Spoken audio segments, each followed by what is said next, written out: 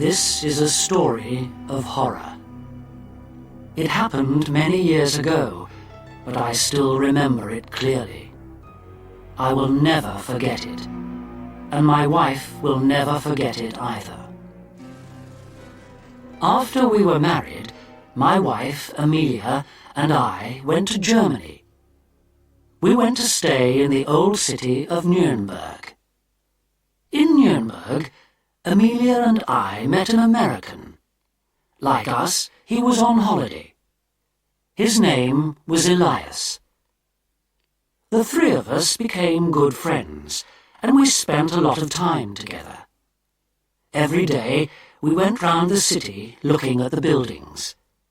They were very old and very beautiful. The oldest building in Nuremberg is the castle. The castle stands high above the centre of the city. From the castle, visitors can look down and see the city below them. There is a moat at the foot of the castle walls. At one time, the moat was filled with water. The moat kept the people in the castle safe from their enemies. Now, however, there is no water. There has not been water in the moat for hundreds of years. Today, there are fruit trees and beautiful gardens in the moat. The road up to the castle is steep and long. One day, Amelia, Elias, and I went to visit the castle. We walked up the steep road and looked down at the gardens in the moat far below. It was summer and the sun was hot. People were sitting in the shade under the trees in the gardens. It was a beautiful scene.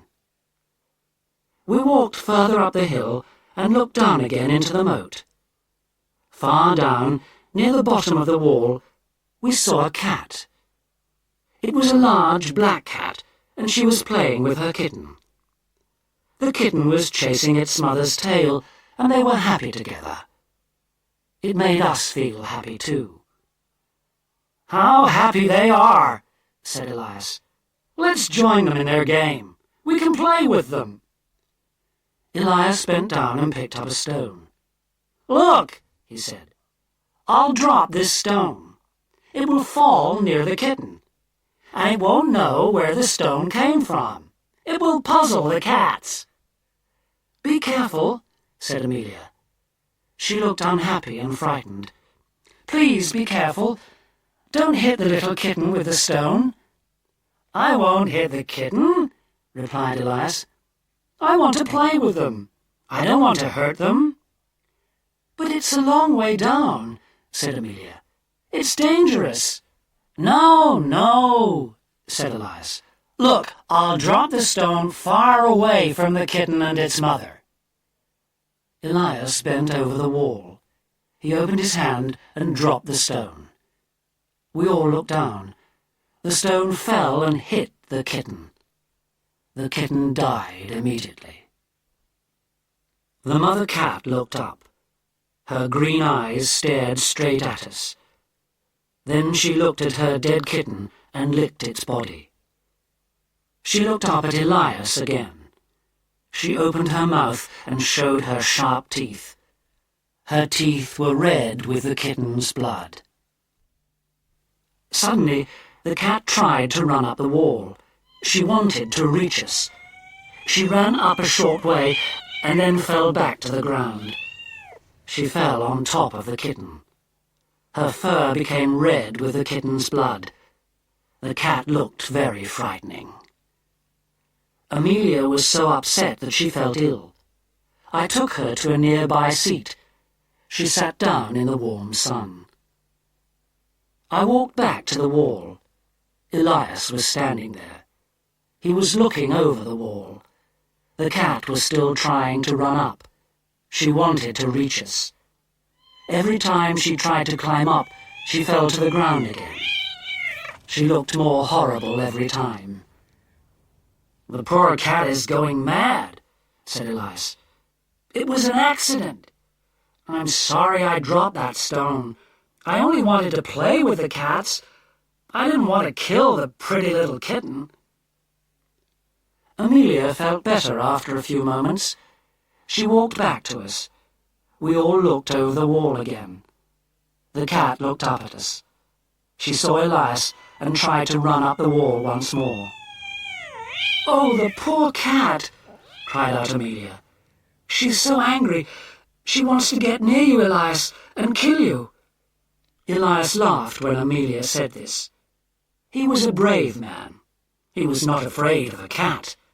A cat could not hurt him. The cat heard Elias laugh. Immediately she stopped looking at us and went to sit down beside her dead kitten. She began again to lick the blood from its body. We left that part of the wall and walked on towards the castle. From time to time we stopped and looked down over the wall.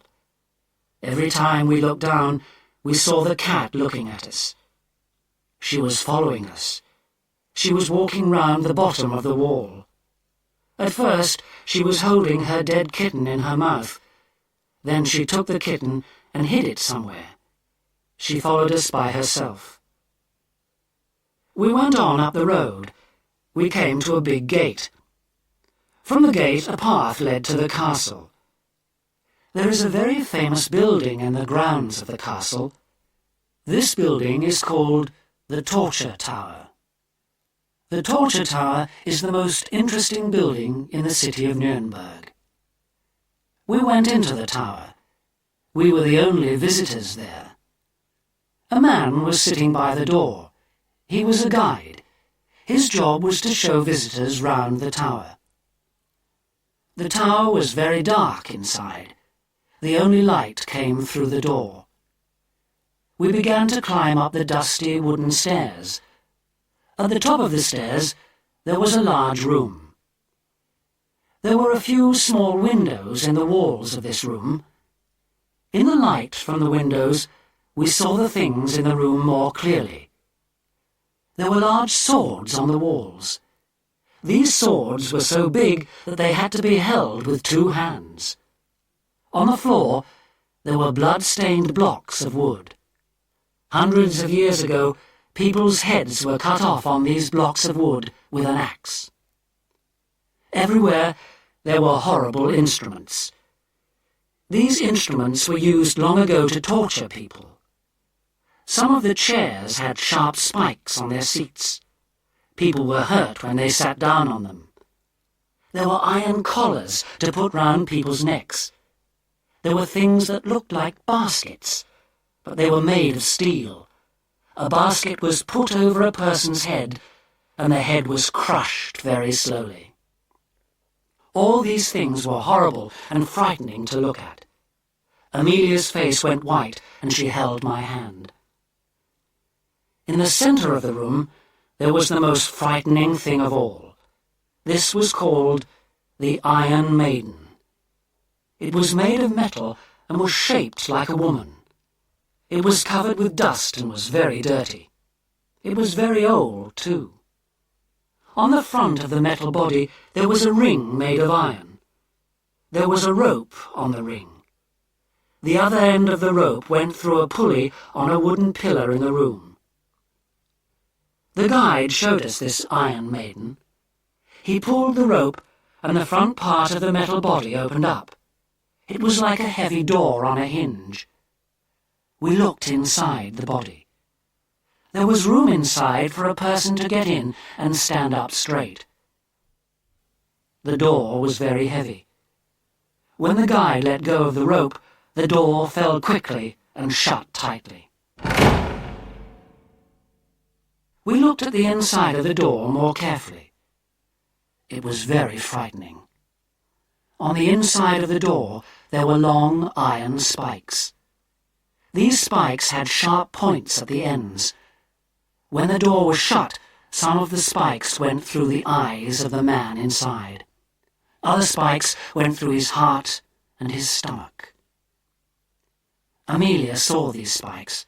She was so frightened that she fainted. I carried her downstairs and out into the sun again. I sat with her. Soon she felt better.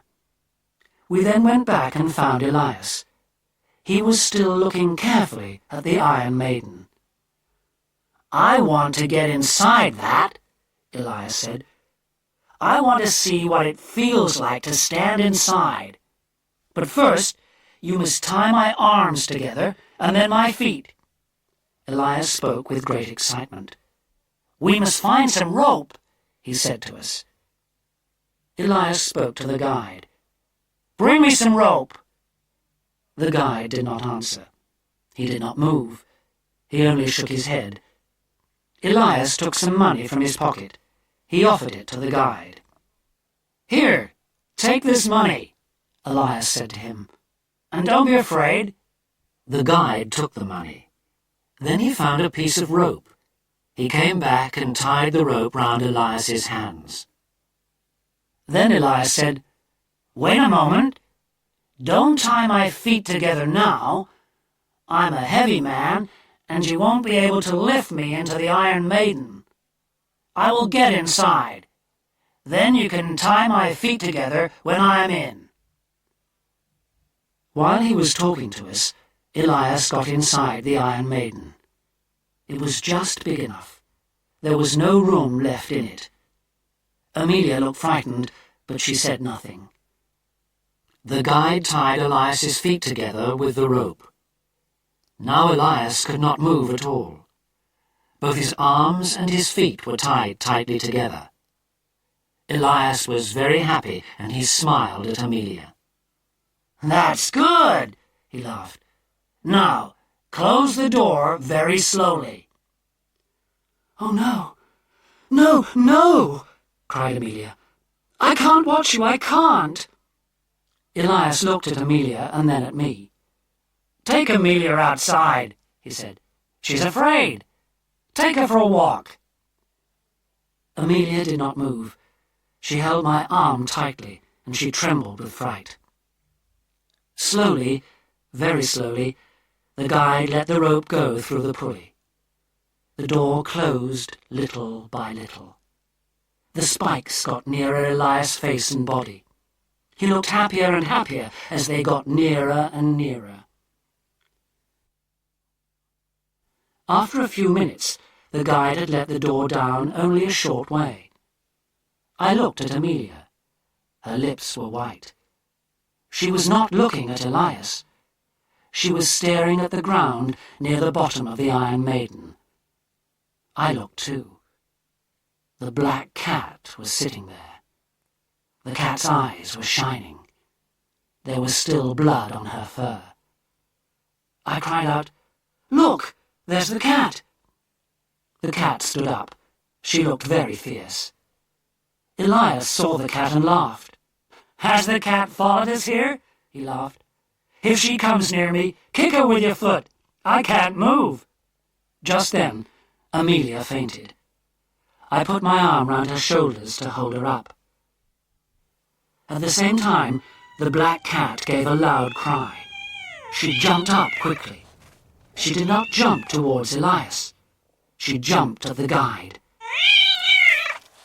She scratched his face with her long, sharp claws. Her claws went into the guide's eyes and down his cheeks. His cheeks were badly torn. The guide screamed. He jumped back and let go of the rope in his hands. The rope ran through the pulley. Elias saw the rope slipping past him quickly. For a second he looked terrified. His eyes stared straight ahead. His lips moved, but no sound came from them. The door fell and shut tight. I pulled open the door. When I opened the door, the spikes came out of his body, and Elias fell onto the ground. His face looked awful. I hurried to Amelia. I took her outside and put her on the seat in the fresh air. I did not want her to see Elias's body. It looked very, very horrible. I then ran back into the room. The black cat was sitting near Elias's head. She was purring loudly and was licking the blood on Elias's face.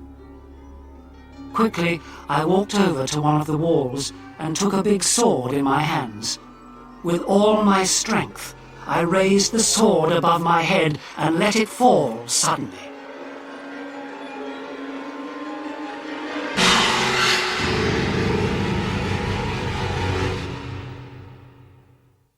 I was right to kill the cat. I am sure of that. No one can say that I was cruel.